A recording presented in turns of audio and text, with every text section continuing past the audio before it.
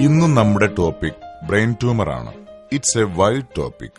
Brain tumour എന്നാൽ മനസ്സിലേക്ക് വരുന്നത് തലയോടിനകത്തുള്ള ട്യൂമർ എന്നാണ്. എന്നാൽ തലയോടിന് പുറത്തുള്ള ചില ട്യൂമേഴ്സും ബ്രെയിൻ ട്യൂമർ കാറ്റഗറിയിൽ പെടും. ബ്രെയിൻ ട്യൂമർ പ്രധാനമായും ബ്രെയിൻ, തലയോട്ടിലെ കവറിംഗ് ആയ മെനിഞ്ചസ് ഇവയിൽ നിന്നെല്ലാം ഫോം ചെയ്യാം.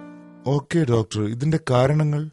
തുടർച്ചയായി തലയ്ക്കേൽക്കുന്ന ക്ഷതങ്ങൾ, അമിതമായ റേഡിയേഷൻ, പാരമ്പര്യം, ഇതെല്ലാം ബ്രെയിൻ ട്യൂമറിന് കാരണമാവാമെങ്കിലും കൃത്യമായൊരു റീസൺ കണ്ടുപിടിച്ചിട്ടില്ല.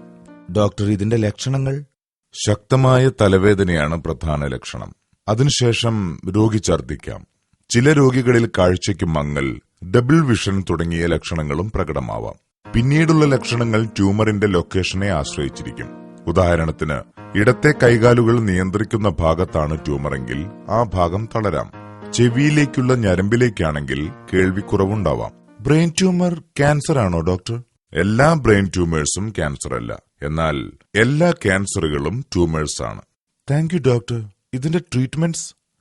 രോഗനിർണയത്തിനായി ആദ്യം CT സ്കാൻ ചെയ്യാം.